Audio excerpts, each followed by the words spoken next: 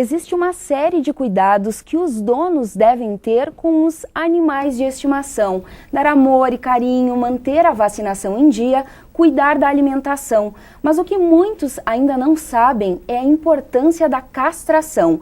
Pesquisas científicas mostram que esse procedimento, que é cirúrgico, previne vários problemas de saúde dos animais. Bem, para falar sobre esse assunto, está com a gente aqui no estúdio o médico veterinário Ricardo Pimentel Oliveira. Seja muito bem-vindo ao PFTV, Ricardo.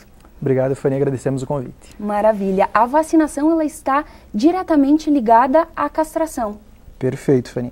Então, nós preconizamos sempre que o animal, antes de ser encaminhado à castração, né, que é um procedimento cirúrgico, como você muito bem colocou, que ele esteja com o seu esquema de vacinação em dia, né?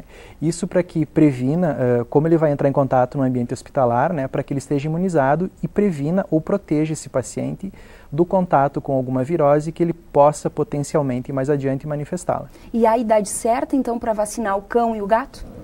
Existem alguns parâmetros que a gente segue, tá? Quais seriam? Isso. Então, tanto gatos quanto cães, eles têm que ser vacinados com um intervalo de 30 dias entre cada dose e no mínimo 3 doses, tá? A primeira dose a gente estimula que o cão ou o gato receba a partir dos 60 dias de vida. Por quê? Quando ele nasce, ele mama, recebe o colostro, né, que é a imunidade que a mãe transfere para o filhote, e essa imunidade ela perdura por volta de 45 a 60 dias.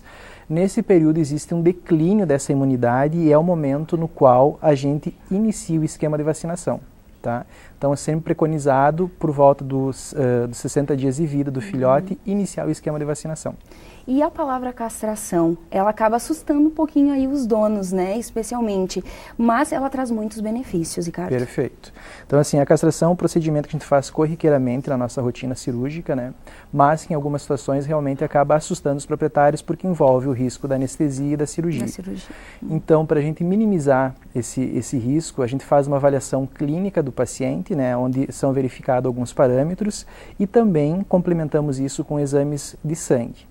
A partir desse momento que a avaliação clínica está ok e os exames complementares de sangue também estão ok, o paciente ele está apto a encarar o procedimento cirúrgico. Isso não impede, Fanny, que aconteça alguma intercorrência, mas a gente vasculha para que minimizemos o máximo possível alguma intercorrência no transoperatório. Os riscos eles não são altos. Isso, os exames de sangue e a avaliação clínica estando ok dentro dos parâmetros é um risco baixo.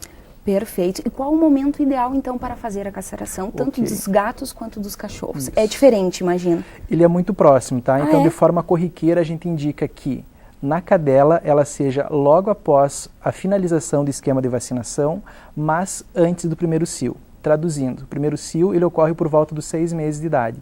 E o esquema de vacinação se finaliza próximo do 4º ou 5º mês. Então, existe essa janela para que a gente possa fazer a cirurgia. Por que é indicado nesse sentido? Porque a incidência de tumoração de mama ou infecção uterina em cadelas, ela é alta se a gente faz a castração após o primeiro cio. Então, a gente fazendo a castração antes do primeiro cio, reduzimos a incidência de tumor de mama e infecção uterina para menos de 1% nesses indivíduos. Então, a gente fomenta esse comportamento, que a castração seja feita antes do primeiro cio, após o término da vacinação. Mas é importante a gente comentar também que muitas vezes a gente não liga um fato ao outro, mas existe a castração de machos. Tá? Então pode ser feito a castração tanto no cão macho quanto no gato, certo? Isso aí a nossa sociedade, em algumas situações, ela não encara de uma forma muito positiva, né, com até um certo preconceito a castração do macho. Mas a castração do macho ela é um procedimento mais breve, um procedimento cirúrgico mais breve, mais corriqueiro ainda do que a castração na fêmea e que traz o mesmo benefício. Pois é, além desse benefício, quais outros? A questão assim de o cachorro não ficar obeso, enfim, tem vários outros, perfeito, né? O cachorro a castração, e o gato. Isso aí.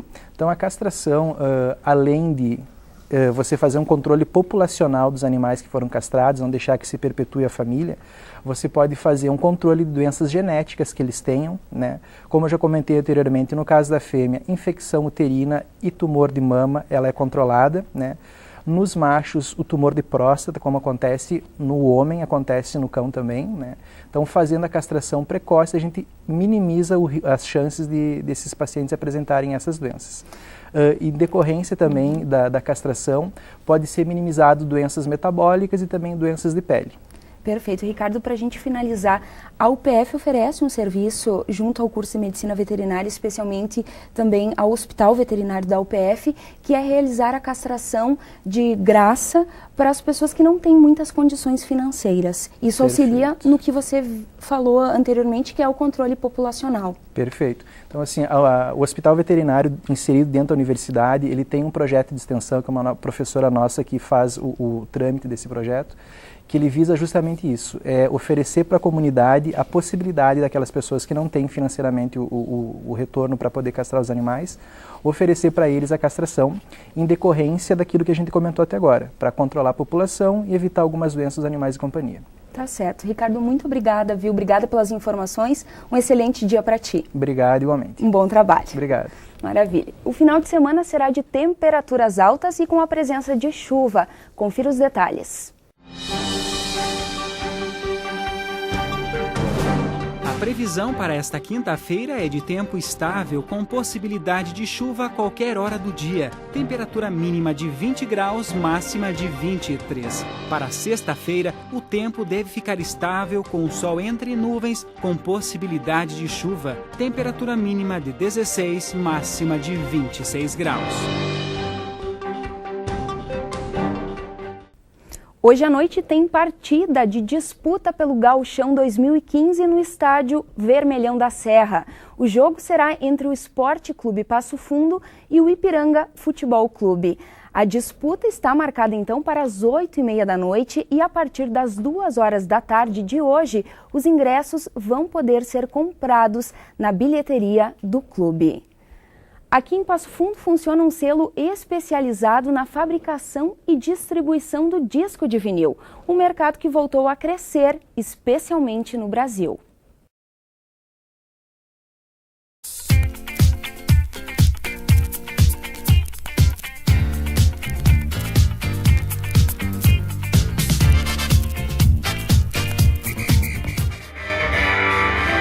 É aqui no apartamento do Rodrigo de Andrade, o Garras, que funciona o 180 selo fonográfico. O nome do selo é uma homenagem ao formato 180 gramas, considerado ideal na qualidade sonora do vinil. Assim, ele começou a produzir e distribuir discos de vinil de bandas e artistas nacionais. No início, a ideia parecia um tanto doida, porque para muitos, o vinil se foi. Existe um jargão no jornalismo que o disco de vinil voltou. Não. Ele não voltou porque ele nunca deixou de existir. Ele existe e está cada vez mais forte. Um exemplo é que essa banda de Passo Fundo, a General Bonimores, está investindo nesse mercado. Por isso, ela procurou o selo 180, que fez o disco e vai distribuir. O selo 180, além de lançar música em formato analógico, também é agência de notícias e uma loja online de discos. A primeira produção foi com a banda de rock Cachorro Grande.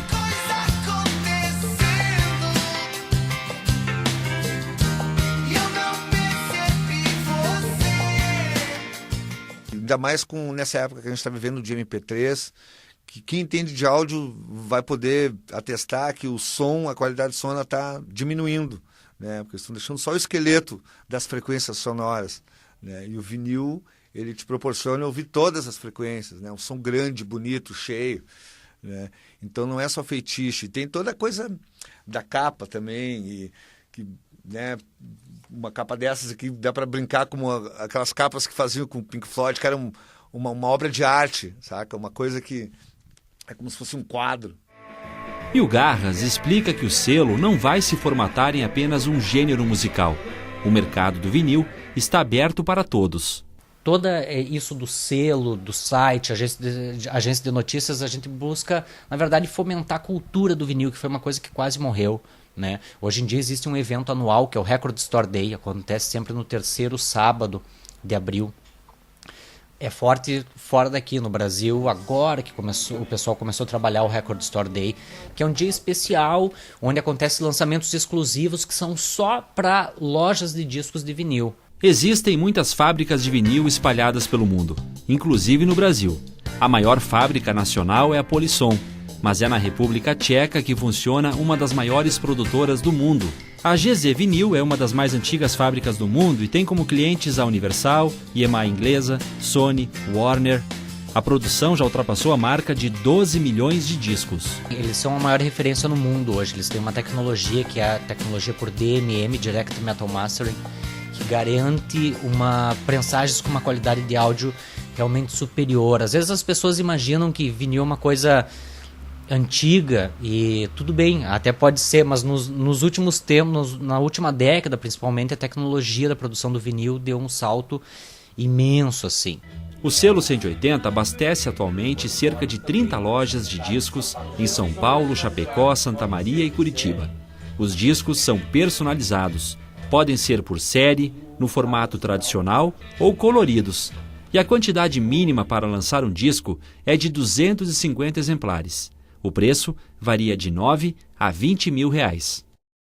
Para te fazer umas 250 cópias assim, custa em média uns 9 mil reais. Aí se tu quiser ir agregando, incluir um encarte, um envelope, fazer uma capa dupla, pode ir aumentando. Essa tiragem mínima de 250 exemplares pode atingir um valor de até 20 mil reais. O preço para o público, né, para comprar um disco novo hoje em dia, fica em torno de R$ 85, R$ 90.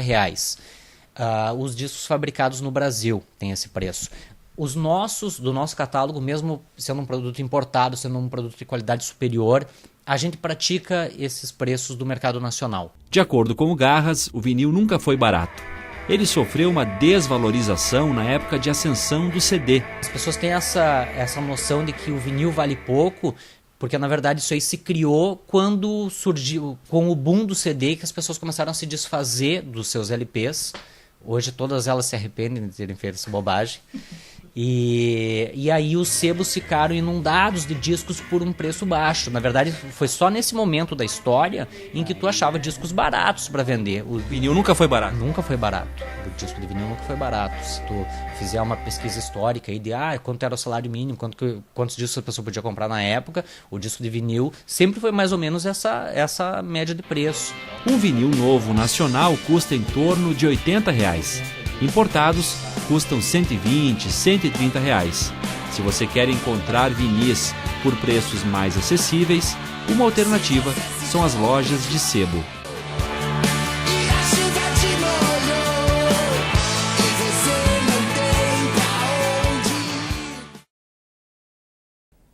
E amanhã, na terceira reportagem, você confere por que as lojas de varejo voltaram a vender aparelhos de toca-discos e também quanto custa para ter em casa toca-discos importados.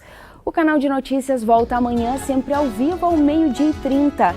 Você pode rever essa edição ainda hoje, nos horários alternativos, às 7h30 e também às 10h30 da noite. Obrigada pela sua companhia e até amanhã.